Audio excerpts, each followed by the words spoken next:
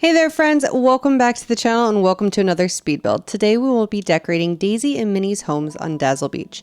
I was having a hard time finding a place in my valley to have their homes and decided down here would be a really nice space to make them a beautiful pink and purple area inspired by their houses. I did start this build off stream but decided I needed some help figuring out a few things, so I took to my community to assist me. If you'd like to join a stream, I do post the schedule in the community tab here on YouTube as well in my Discord server, which you can find the link in the description of this video.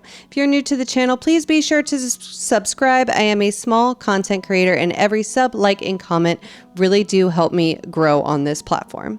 So to start off with, what I did off stream was I placed down my pathing. So I decided I was going back and forth between whether or not I wanted to do a path or if I wanted to do just rocks. I do end up putting down a pathway, which does get changed, I want to say. I have done several very large builds since I did this, so it's kind of making me forget what I changed it to. Ew. But I really did enjoy building this, and I now have half of my Dazzle Beach done. So that's exciting. That's exciting. I did have this area done before. I had Donald Duck down here and Stitch, and I did like a boardwalk. I don't use Touch of Magic in my builds as much as I would really like to. And I actually did include some Touch of Magic in a Mulan build we just finished actually today on stream over on Eternity Isle, which, yes, I know I can't have her stall and stuff over there, but that's okay. Over here, my valley's kind of taken up by a massive theme park in my meadow that I absolutely refuse to take down. So it does limit my ability to decorate over here some, since it does take up a massive, massive biome. I think the meadow might be the biggest biome, quite frankly, but I'm not like 100% sure on that. But it is a very large biome, and it's taking up completely by my theme park. And currently there are 2 villagers in it, and that's it. In my entire theme park, I have Vanellope, who I just added because I could not find a place for her, and I didn't want to just throw her over on Eternity Isle. I know a lot of people just like throw their villagers over there if they don't like them, and I didn't want to do that with her because wherever my villager homes go, I want them to make sense in the area or with the decorating I'm able to put around them, and there was just nowhere I could put her in Eternity Isle that it would make any sort of sense.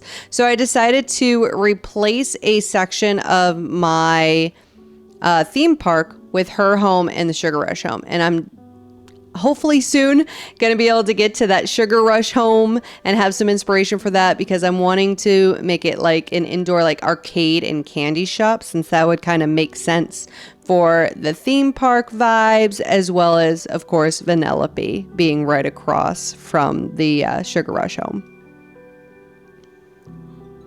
So I did decide to put our new gazebo down here, and I'm just decorating it with some furniture and some plants. I do end up putting a table in there, which I later realized that it was very, very annoying to try to walk through, and so that does get removed, but I do leave the full sitting area. I love that you can place this gazebo and that you can decorate inside of it. It's awesome. I think I decorated the inside of the gazebo that I have in front of Tiana's palace too in the Glade of Trust.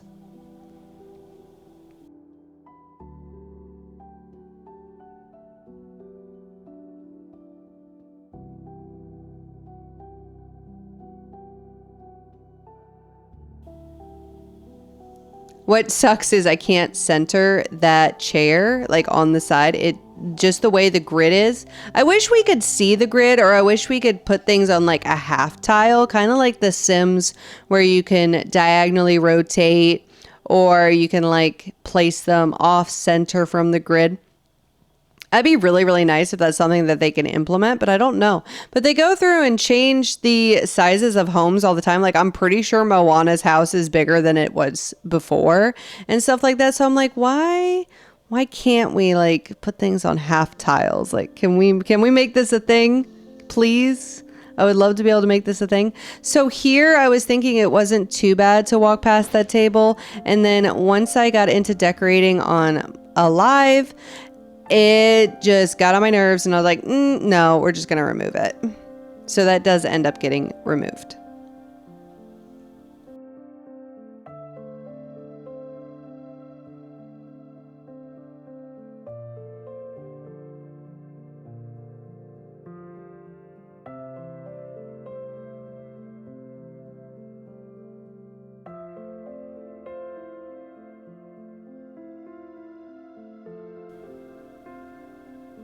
And then, of course, we always have to add some fireflies. So this is where I decided to swap to decorating on my live stream. And we decided that, did we remove all of the rocks or do I put them back? I honestly can't remember. We do end up switching to the brick path. Okay, so I did end up putting rocks back, but I can't remember. Oh my gosh.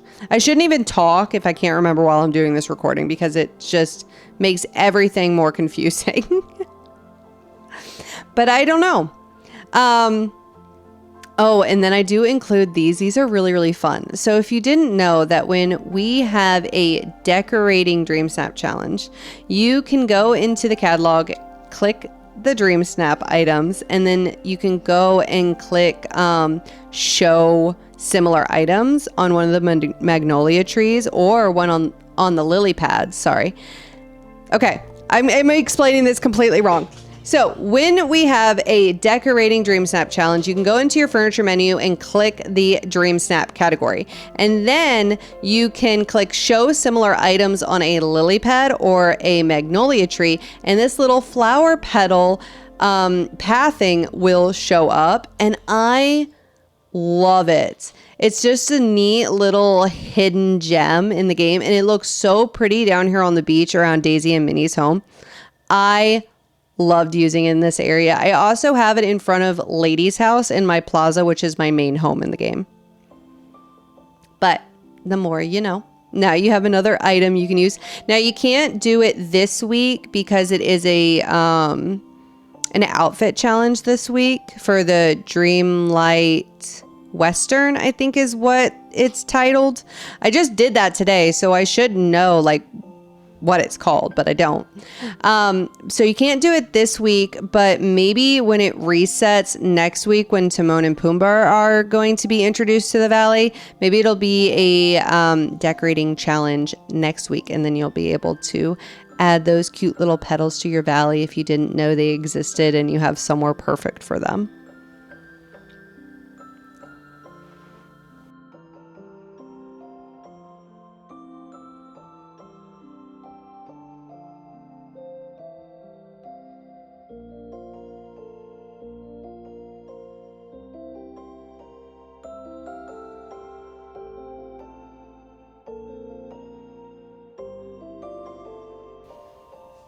Now, the majority of this build is a lot of foliage out in the water as well as a lot of foliage on the beach.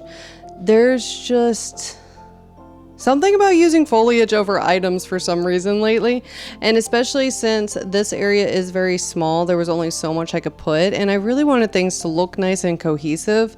And I know Daisy has a lot of furniture that came with her, but I just didn't like the way it looked out here.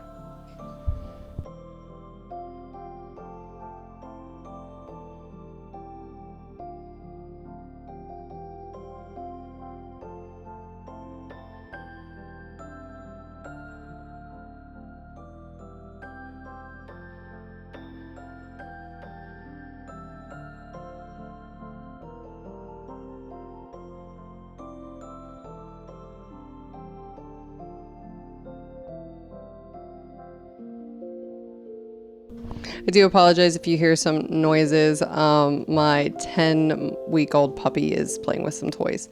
So right here is where I was trying to figure out how to block the area. So I essentially wanted to block off the section of Daisy and Minnie's homes from the other side of the beach. He's just over there dropping his toy, but I really want to get this recording done so that you all have a video for tomorrow when I don't stream.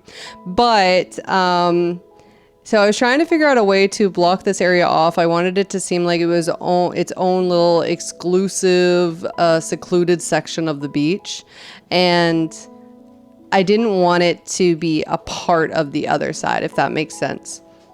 But I also, I know a lot of people really like doing neighborhoods and, you know, little fences around their villager homes. That's just not, I like it when I see it, but when I try to make it, I don't like it.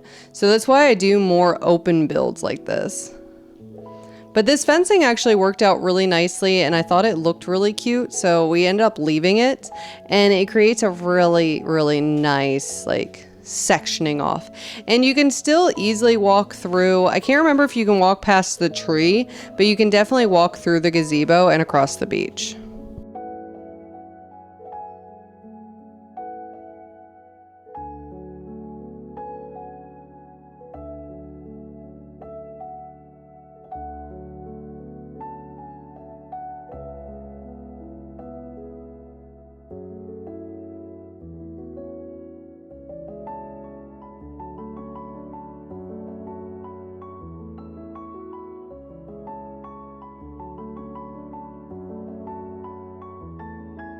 I decided to give Daisy and Minnie some hammocks to sit outside, and then of course I had to use the curved palm trees because I love using curved trees in my builds. We just finished the Forest of Valor and I don't think I really used any curved trees in those two builds, so that's quite strange. Now that I'm thinking about it, I don't think I used any of my normal like curved trees in that build. I think I mostly just used the trees that are in that area when you first start up the game. So that's kind of interesting. I just now realized that I don't think I used any up there. But they're my favorite trees to use, whether it be the palm trees or the curved maple. Either one, I absolutely love using them. They just look so pretty.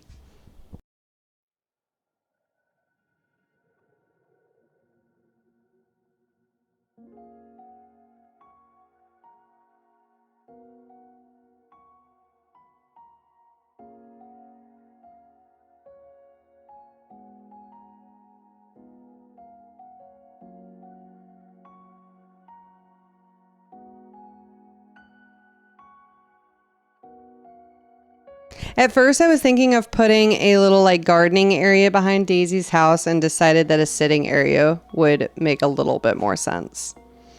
Also, since I couldn't figure out the arrangement of the pots.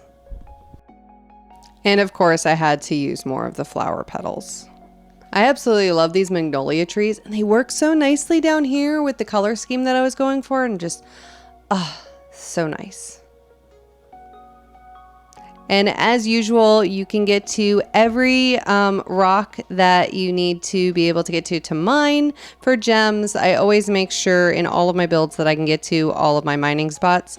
I think there might be one or two that it's kind of like throughout my valley. I think there's a couple that are kind of annoying to get to, but at the same time, I have all of the mining like achievements and stuff like that for the main valley. So all I need them for is when tasks come up within Star Path. So it's not a huge deal for me to block them off. But if you're still working on achievements and stuff like that, it would be best to make sure as you're going through and decorating your valley to make sure you can reach all of those mining areas. Because it's really not hard to get those achievements, and I just really like having achievements checked off in the game. Except the critter ones. The critter ones will probably never be checked off because I can't stand feeding the sunbirds. It's so annoying to me that they all like different meals, and then I have to check and see which one's out each day, what color, okay, what color plant, what color flower do I need, and then I have to go back into my house, and I keep every item to feed the critters in my inventory at all times. except the sunbirds, because they all take different things and they're all out on different days, and it's just frustrating.